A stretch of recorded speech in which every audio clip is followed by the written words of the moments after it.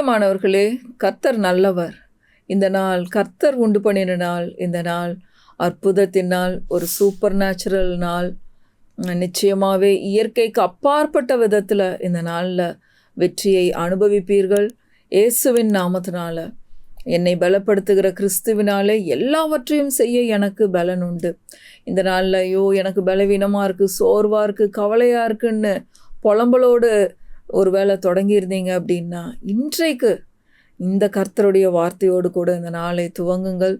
நிச்சயமாகவே இந்த நாள் ஒரு வெற்றியின் நாள். அற்புதங்களையும் அடையாளங்களையும் உங்கள் வாழ்க்கையில் பார்ப்பீங்க. நிச்சயமாக என்கரேஜ் ஆவீங்க. ஏன்னா தம்முடைய பிள்ளைகள் சோர்ந்து போகிறது ஆண்டவருக்கு எப்போவுமே பிரியமே இல்லை. தம்முடைய பிள்ளைகள் உற்சாகமாக, சந்தோஷமாக, சமாதானமாக இருக்கணுங்கிறது தான் நம்ம ஆண்டவருடைய விருப்பமாக இருக்கிறது. அவர் நல்லவர் பிரியமானவர்களே, ஒரு நல்ல தகப்பன், அன்பின் தகப்பன் அவர். இன்றைக்கும் கொலோசியர் புத்தகத்திலிருந்து நாம் வார்த்தைக்குள்ளாக செல்லுவோம். கொலோசியர் 1 அதிகாரம் 13வது வசனம். கொலோசியர் 1:13. இருளின் அதிகாரத்தினின்று நம்மை விடுதலையாக்கி தமது அன்பின் குமாரனுடைய ராஜ்யத்திற்கு உட்படுத்தினவருமாயிருக்கிற பிதாவை ஸ்தோத்தரிக்கிறோம். இருளின் அதிகாரத்தினின்று நம்மை விடுதலையாக்கி இருக்கிறார். நம்ம ஒவ்வொருத்தரையும் இருளின் அதிகாரத்திலிருந்து நம்மளை விடுதலையாக்கி இருக்கிறாரு. விடுதலையாக்கி எங்கே நம்மளை வச்சிருக்கிறாரு? அன்பின் குமாரனுடைய ராஜ்யத்துக்குள்ளே கொண்டு வந்திருக்கிறாரு.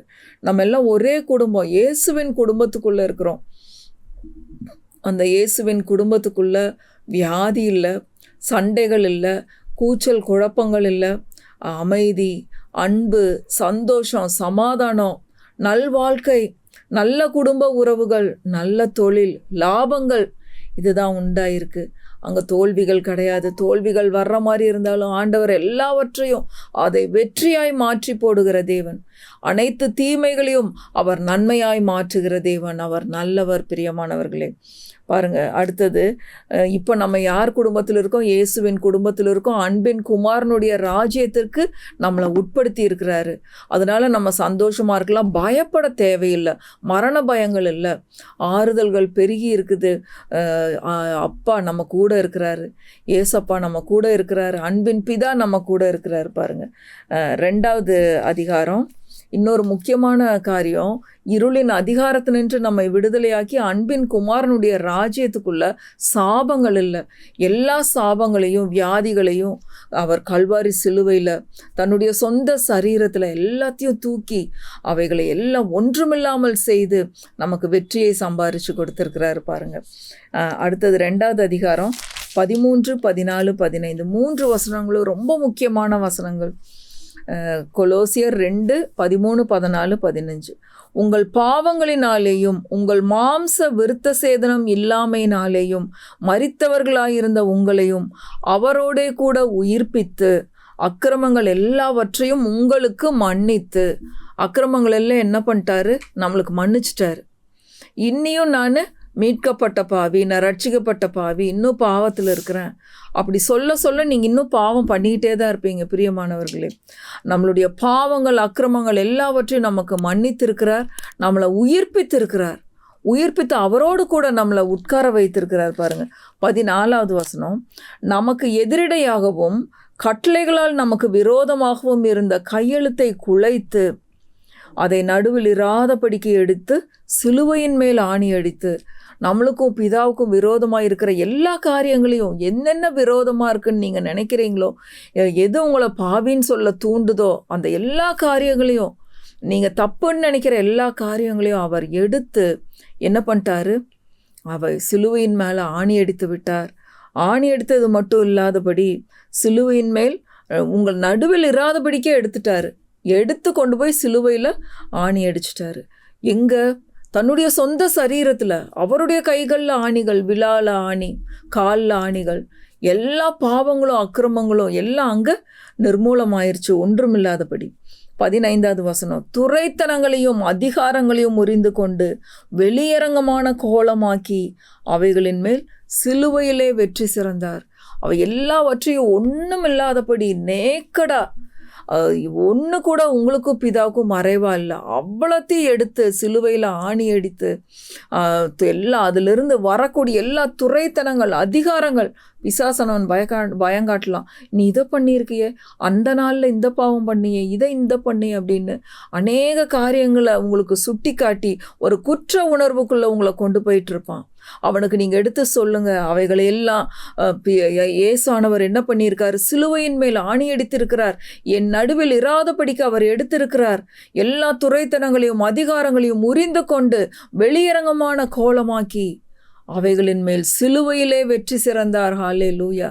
எவ்வளோ ஒரு அற்புதமான வார்த்தைன்னு பாருங்கள். எல்லாத்தையும் கல்வாரிசி, உங்களுடைய தோல்விகள், உங்களுடைய எல்லாம் மரண படுக்கையில் கிடக்கிற அத்தனையும் எல்லாத்தையும் உயிர்ப்பித்து ஒன்றுமில்லாதபடி ஆக்கிவிட்டார். எல்லாத்தையும் கொண்டு போய் சிலுவையில் அரைஞ்சிட்டார், உங்களுக்கு விரோதமாக இருக்கிற எல்லா காரியங்களையும். அடுத்தது பாருங்கள், அவைகளின் மேல் சிலுவையிலே வெற்றி சிறந்தார். சிலுவையில் நமக்கு வெற்றி தான் உண்டாயிருக்கு. பிரியமானவர்களே, இந்த வார்த்தைகளை ரொம்ப எப்பெல்லாம் நீங்கள் பாவ உணர்வில் தூண்டப்பட்டு பயந்து போய் குற்ற உணர்வுக்குள்ளே இருக்கீங்களோ அப்பெல்லாம் என்ன பண்ணணும்? காய்ச்சல்னால் நம்ம குரோசின் எடுத்து போடுவோம், இல்லைன்னா கால்பால் போடுவோம், ஏதோ ஒரு பேராசிட்டமால் எடுத்து போடுவோம். அந்த மாதிரி பாவத்து குறித்த உணர்வுகள் உங்களை பயப்படுத்தும் பொழுது இந்த வெற்றிக்கான வசனங்களை எடுத்து நீங்கள் படிக்கணும். பாருங்கள், இப்போ நான் உங்களுக்கு நேத்தே சொன்னபடி ஒவ்வொரு நாளும் பதிலை பேசி கொண்டிருக்கிறேன். பிரச்சனையில் உழன்று கொண்டு இருக்க வேண்டிய அவசியம் கிடையாது. குற்ற உணர்வில், பயத்தில், சாபத்துக்குள்ளே கிடக்கிறேன்ற பயத்தில் இருக்க வேண்டிய அவசியம் இல்லை. உங்களை சாபங்கள்லேருந்து விடுதலையாக்கி தமது அன்பின் குமாரனுடைய ராஜ்யத்திற்கு உங்களை உட்படுத்தி இருக்கிறார். அவர் மிகவும் நல்லவர். பிரியமானவர்களே, இன்றைக்கும் அடுத்தது 3வது அதிகாரம் கொலோசியர் 3 முதல் வசனத்திலிருந்து வாசிக்கிறோம். பாருங்கள், நம்ம எங்கே உட்கார வைக்கப்பட்டிருக்கோன்னு பாருங்கள். நீங்கள் கிறிஸ்துவுடனே கூட எழுந்ததுண்டானால் கிறிஸ்து தேவனுடைய வலது பாரிசத்தில் வீற்றிருக்கும் இடத்தில் உள்ள மேலானவைகளை தேடுங்கள். ஆண்டவர் நம்மளை விடுதலையாக்கி எங்கே உட்கார வச்சிருக்கிறார்? அவருடைய வலது பாரிசத்தில் அவரோடு கூட உட்கார வைத்திருக்கிறார். அவரோடு கூட ஜாயின்ட் சீட்டர்ஸாக இருக்கிற ஒரே இடத்துல உட்கார்ந்துருக்கிறோம். அப்போ நம்ம கீழானவைகளை, பூமிக்குரியவைகளை நாடி தேடக்கூடாது, மேலானவைகளை தேடுங்கள். குப்பையை போய் நோண்டாதீங்க, மேலானவைகளை தேடுங்கள். பூமி 2வது வசனம், பூமியில் உள்ளவைகளை எல்லாம் மேலானவைகளையே தேடுங்கள், நாடுங்கள். அடுத்தது 3வது வசனம் பாருங்கள், இது ரொம்ப முக்கியமான வசனம். ஏனென்றால் நீங்கள் மரித்தீர்கள், உங்கள் ஜீவன் கிறிஸ்துவுடனே தேவனுக்குள் மறைந்திருக்கிறது. நம்மளுடைய ஜீவன், என்னுடைய ஜீவன் எங்கே இருக்குது? கிறிஸ்துவுடனே தேவனுக்குள் மறைந்திருக்கு. ஆண்டவர் நம்மளுடைய ஜீவனை தேவனுக்குள்ளாக மறைத்து வைத்து விட்டார். பிசாசனவன் நம்மளுடைய ஜீவனை தொட முடியாது. பாருங்கள், கடந்த வருஷத்தில் என் கணவனுக்கு ஒரு ஹார்ட் ஆப்ரேஷன் ஆச்சு. பாருங்கள், அந்த நேரத்தில், அந்த ராத்திரியில் எங்களுக்கு அது ஹார்ட் அட்டாக்னு கூட எனக்கெல்லாம் தெரியல. பாருங்கள், ஜெபம் பண்ணிவிட்டு என் கணவர் இந்த வசனத்தையே தான் சொல்லிகிட்டு இருந்தார் இரவு பூரா. எந்திரிச்சு நாங்கள் டாக்டர்கிட்ட போகலை. அது சரின்னு நான் சொல்லலை, தெரியாததுனால கை வலிக்குதுன்னு பேசாமல் ஜெபம் பண்ணிட்டு பேசாமல் விட்டுட்டோம். அடுத்த நாள் தான் டாக்டர்கிட்ட போனோம். கர்த்தர் கிருபையுள்ளவர், அன்புள்ளவராக இருந்து எல்லா ட்ரீட்மெண்ட்லேயும் அவர் கூட இருந்து இன்றைக்கு வெற்றியாக சுகத்தோடும் பலத்தோடும் அவருடைய வேலையை செய்வதற்காக அவர் இன்னும் ஆயுஸ் நாட்களையும் ஆண்டுகளையும் கூட்டி கொடுத்திருக்கிறார். கர்த்தர் நல்லவர். அவருடைய அன்பை குறித்து நான் எண்ணி ஒவ்வொரு நாளும் நன்றி செலுத்துகிறேன். பிரியமானவர்களே, வார்த்தையை நான் மகிமைப்படுத்துகிறேன்.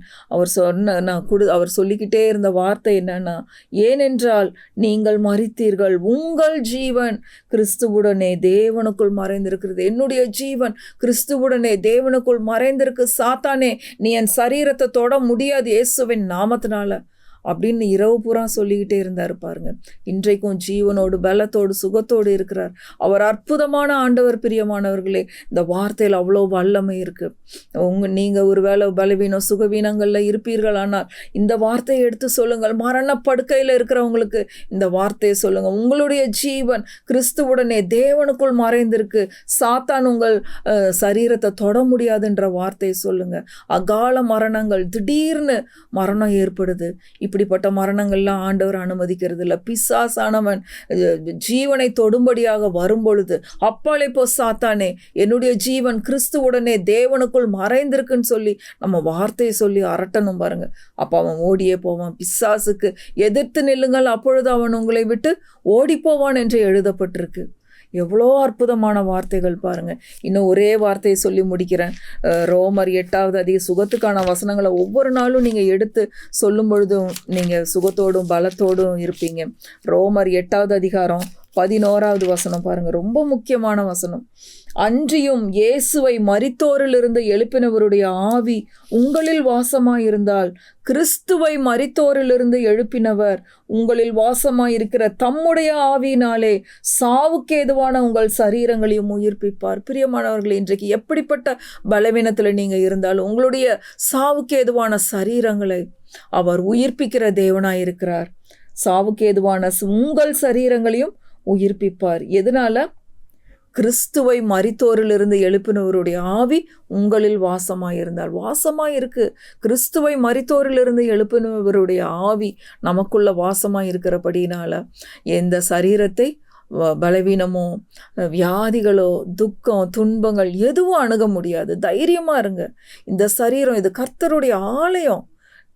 பிரியமானவர்களே, அற்புதமான வார்த்தைகளை தேவன் நமக்காக எழுதி கொடுத்திருக்கிறார்.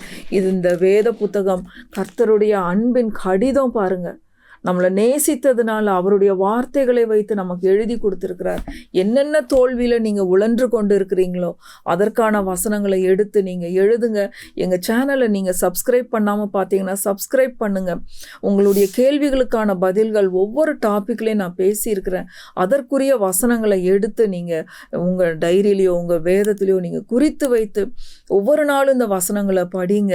கர்த்தருடைய ஆவியானவர் உங்களோடு கூட பேசி உங்களுக்கு உங்கள் பிரச்சனைகளுக்கான பதிலை கொடுத்து உங்களை அந்த பிரச்சனையிலிருந்து வெளியே கொண்டு வருவார். கர்த்தருக்கே எல்லா மகிமையும் உண்டாகட்டும். கர்த்தர் நல்லவர், அவரை துதியுங்கள், அவர் கிருபை என்றும் உள்ளது. ஆமென், ஆமென், ஆமென்.